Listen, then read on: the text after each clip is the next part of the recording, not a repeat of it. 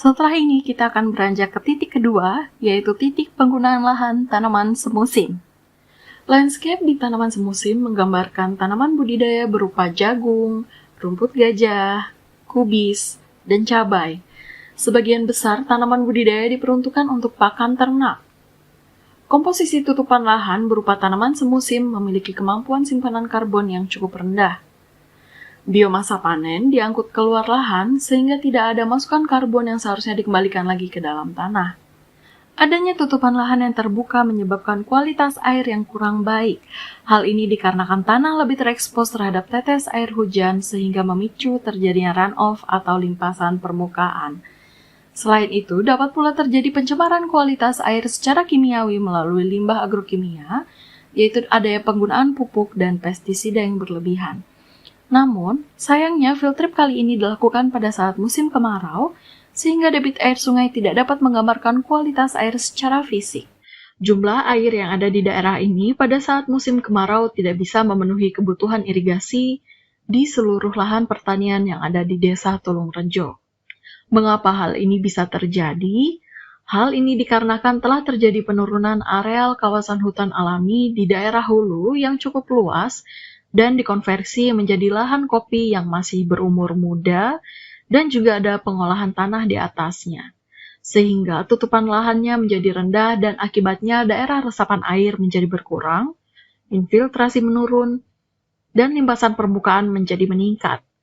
Dengan demikian, saat musim kemarau ketersediaan air di dalam tanah atau water storage menjadi rendah dan debit sungai juga menjadi kecil. Dengan adanya keterbatasan ini, warga sekitar melakukan inisiasi untuk membagi aliran air menjadi 4 jalur dan air sungai dialirkan secara bergantian dalam kurun waktu tertentu per jalurnya. Kualitas air merupakan cerminan dari manajemen tutupan lahan yang ada di sekitarnya. Berbicara mengenai tutupan lahan tidak terlepas dari perhitungan jumlah populasi dan macam tanaman yang ditanam di suatu lahan. Secara lebih detail akan dijelaskan oleh aspek budidaya pertanian.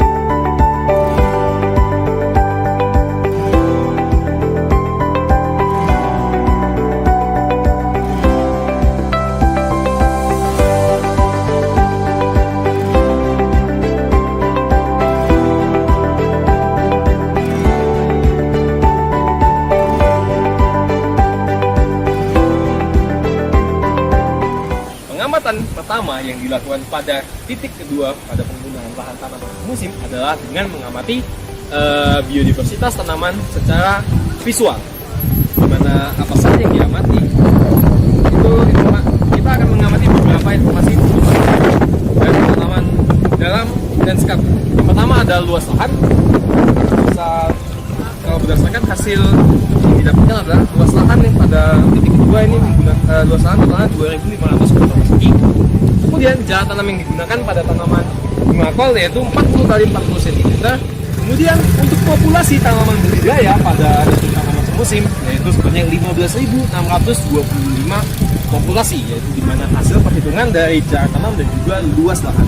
Untuk sebaran tanamannya teratur karena di sini menggunakan berat tanam yaitu tadi 40 kali 40 cm. Pada saat ini saya berada pada penggunaan lahan yang kedua, yaitu penggunaan lahan tanaman semusim. Bisa teman-teman perhatikan, nah ini ada tanaman semusim, yaitu adalah bunga kok. Didayakan oleh petani lokasi proyek ini. Kemudian kita akan melakukan pengamatan vegetasi gulma, itu dengan meletakkan frame. Jika kita ingat lagi tarik ke belakang, ada 3 titik pengamatan pada lahan satuan lahan. Yang pertama kita ambil titik lahan pada titik sini. Lalu kita melakukan pengamatan gulma, spesies gulma yang ada pada titik pengamatan pada penggunaan lahan tanaman semusim. Bisa kita perhatikan di sini kalau dilihat ada 2 jenis gulma sepertinya gitu. Pertama adalah yang ini, kemudian yang kedua adalah ini. Lagi-lagi kita menemukan nomor. Jadi seperti biasa menghitung SDR-nya dengan langkah-langkah yang sudah dijelaskan seperti tadi gitu. Setelah selesai melakukan pengamatan gulma atau SDR, sums dominant ratio, setelah kita meletakkan frame atau peta kuadrat, kita akan melakukan pengamatan vegetasi gulma dengan mengukur D1 dan juga D2.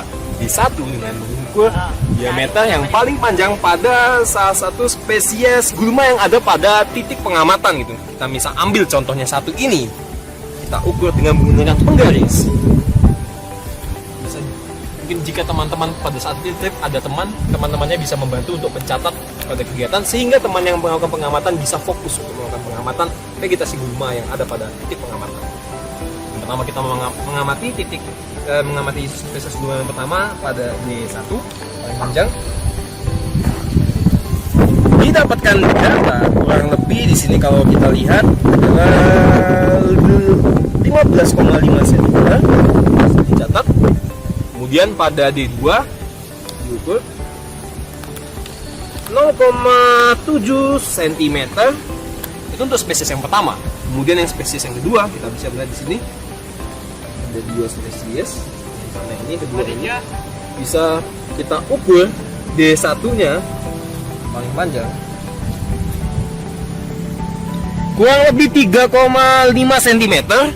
Kemudian kita masuk ke D2 dengan mengukur gulma spesiesnya itu kurang lebih 2,8 cm, sehingga bisa didapatkan data D1 dan D2 untuk mengukur atau mendapatkan data SDR atau Sum Dominance Ratio. Setelah kita melakukan pengamatan pada titik kedua, yaitu pengamatan pada penggunaan lahan tanaman semusim, ditemukan berbagai macam gulma. Terdapat gulma jelatan, jumbul, pacar air, rumput gajah, dan juga rumput teki. Gulma-gulma tersebut secara langsung bersifat sebagai pengganggu tanaman jika bersaing dengan tanaman inang atau tanaman utama yang dibudidayakan dalam hal mendapatkan unsur air, unsur hara, cahaya, dan faktor pertumbuhan lainnya. Kepadatan atau kerapatan populasi gulma menentukan persaingan dan makin besar pula penurunan produksi tanaman. Pada musim penghujan bahkan kepadatan suatu gulma relatif lebih tinggi dibandingkan dengan pada musim kemarau. Karena pada musim penghujan, air tersedia dalam jumlah yang cukup yang untuk digunakan oleh gulma tersebut. Kemudian upaya untuk menurunkan populasi gulma pada titik kedua dengan menggunakan pengendalian gulma secara kimiawi dengan menggunakan herbisida. Terutama pada saat gulma-gulma belum tumbuh secara maksimal. Mengapa tidak menggunakan secara manual? Akan sangat kurang efektif karena selain menghabiskan waktu dan tenaga, sanitasi rumput-rumput atau gulma-gulma secara manual membutuhkan biaya yang lebih besar daripada menggunakan herbisida. Namun penggunaan herbisida juga harus sesuai dengan petunjuk label agar tidak memberikan dampak yang buruk pada tanaman maupun lahan bahkan lingkungan sekitar pada penggunaan lahan kedua. Dalam kegiatan pengamatan OPT tanaman, sebaiknya kita mengetahui jenis komoditas apa yang ditanam pada suatu daerah serta sejarah lahan pada daerah tersebut. Sebagai contoh, pada pertanaman kubis di desa Tulungrejo ini, diketahui bahwa OPT penting dari tanaman kubis adalah ulat Glutella silostella, dan penyakitnya adalah penyakit akar gada akibat Plasmodioflora. Oleh karena itu, sebaiknya sebelum kita berangkat ke lapang, kita membuat suatu buku saku yang berisi mengenai OPT-OPT penting pada jenis komoditas tertentu. Penyakit penting yang menyerang komoditas kubis di Desa Tulongrejo yaitu penyakit akar gada yang disebabkan oleh patogen Plasmodioflora brassicae. Untuk menghitung intensitas penyakit menggunakan metode mutlak.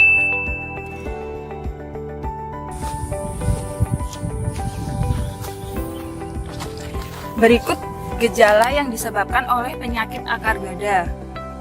Untuk tanamannya tampak kerdil, layu, dan juga merana. Apabila dicabut, akar seperti menggada, sehingga untuk transport unsur hara dan juga air terhambat.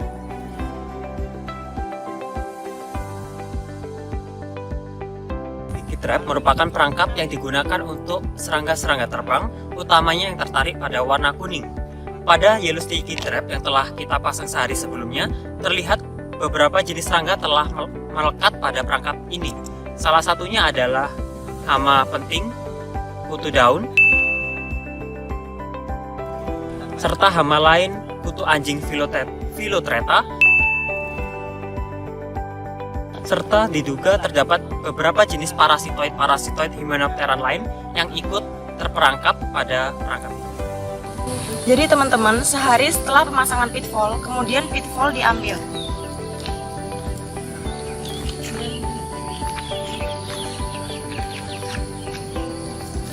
Jadi ini merupakan pitfall yang sudah dipasang sehari sebelumnya. Kemudian dimasukkan ke dalam kantong plastik.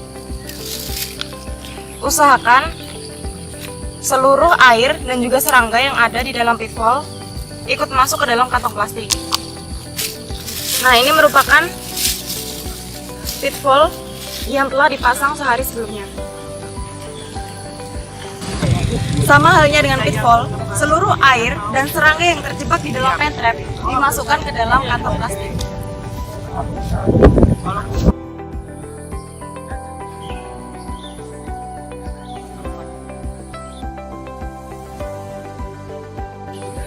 Pada komoditas jagung, kita telah menemukan penyakit utama pada komoditas ini adalah penyakit gulai yang disebabkan oleh patogen Peronospora mentis. Contohnya seperti ini.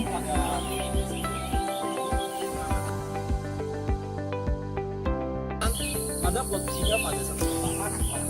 Nah, untuk penyakit gulai, kita menggunakan metode mutlak. Alasannya, karena tanaman-tanaman yang terserang penyakit seperti gulai ini sudah tidak bisa berproduksi lagi, sehingga tanaman tersebut kita anggap telah mati. Nama saya Saiful Anwar, umur 39. Lagi nanam apa kalau boleh tahu? Kubis Ini luas lahannya Bapak ini berapa? seperempat hektar. Oh, seperempat. Lahan milik Bapak sendiri atau Sewa. bibitnya itu Bapak beli atau Benarnya beli lalu semai sendiri. ada punya apa namanya sapi, kambing ataupun Punya. ayam gitu di bidang Sapi. peternakan? Sapi Oh, punya sapi berapa Pak kalau boleh tahu? ekor. Oh, 2 ekor. Nah, itu kotorannya Bapak manfaatkan atau tidak? Iya, teman-teman. Buat pupuk ini? Iya, buat ibu. Bapak ini pakai pupuk apa aja Pak selama pengolah? Kadang ya sapi, kalau kimia pakai NPK 1818. Modalnya sendiri ini Bapak modal mandiri, atau misalkan panen itu dijual semua atau ada Jual yang semua. Covid ini gimana Pak kalau menurut Bapak? Nurun, Oh, menurun. harganya murah. Berapa Pak sekarang? Sekarang tinggal 600 Kalau 1 kilo. dulunya? Kalau dulu bisa 1000, bisa 2000. Oh, terus untuk akses pasarnya di sini gimana Pak? Ada Ini tengkulak, langsung tengkulak langsung. tengkulaknya jadi langsung sini. Langsung ke sini. Menurut Bapak ini kegiatan pertanian yang Bapak jalankan ini termasuk ramah Belum sih. Belum. Kan masih pakai kimia juga kan. Pakai insektisida. Fungisida kan kimia semua. Iya. Bapak tahu nggak sih sebenarnya dampaknya itu seperti apa? Kemungkinan dampaknya ya bisa turun penyakit apa gitu. Ya, ke tanah lama-lama ya gersang. Makanya diaplikasikan pupuk kandang itu buat jaga-jaga. Biar nggak ini ya Pak, apa pecah-pecah gitu ya. Iya. Biar nutrisi di tanahnya biar tetap ada. Ya. Kearifan lokal di sini tuh gimana Pak? Misalkan kepercayaan dan adat istiadatnya masih ada. Masih. Seperti apa Pak? Kalau mau tanam padi gitu masih taruh sesaji gitu. Mau panen padi ya cuma itu aja. Kalau seperti kubis ini enggak, cuma mau tanam sama panen padi aja. Oh, terkhusus itu ya Pak? Iya, Syukuran gitu masih ada Pak? ada syukuran bersih desa. Hamanya ini apa sih Pak? Kalau Biasanya? kubis ya ulat, kalau namanya ulat, kaper, cakuk. Terus untuk pengendalian hamanya sendiri itu Bapak Pakai insektisida. Oh, insektisida tadi? Iya. Semprotkan gitu? Iya, Itu berapa minggu sekali? atau 1 gimana? minggu sekali. Oh, 1 minggu sekali. Di sini itu ada kegiatan-kegiatan pertanian gitu nggak sih Pak yang menciptakan semisalkan kerukunan ataupun kebersamaan, semisalkan melibatkan semua warga di sini nggak sih Pak? Sudah nggak ada, kalau dulu ada. Apa kalau dulu apa itu Pak? Ya mau tanam padi gitu dulu serempak gitu kan, gotong royong. Kalau sekarang pakai gaji sudah Oh, ini tuh ada kelompok taninya atau ada. Oh ada Pak. Namanya apa Pak? Rukun makmur. Rukun Makmur. Ada koperasi atau lembaga keuangan gitu nggak sih? Itu cuma milik peternakan aja, kalau tani nggak ada. Oh, ini Bapak nanamnya cuman ini ya, nggak tumpang sari gitu atau Enggak, rotasi kan sini. Oh, rotasinya itu gimana Pak kalau boleh tahu? Rotasi kalau musim hujan tuh tanam padi, kalau musim kemarau ya tanam sayur. Ini habis tanam kentang kan, Iya. tanamin kubis nih. Oh, ada tempat yang disakralkan gitu nggak Pak? di Ada sini? di pemukiman sana, Apa itu Pak? namanya Buden. Oh, Katanya yang buat desa ini dulu. oh yang ini ya, kalau Yang orang rawang Jawa lah. itu Bapak Talas Nah, gitu. Bapak Talas. Pak, mungkin itu dulu dari kami. Mohon maaf kalau mengganggu kegiatan ini apa di kebunnya. Iya. Mungkin itu dulu. Assalamualaikum warahmatullahi wabarakatuh. Wassalamualaikum.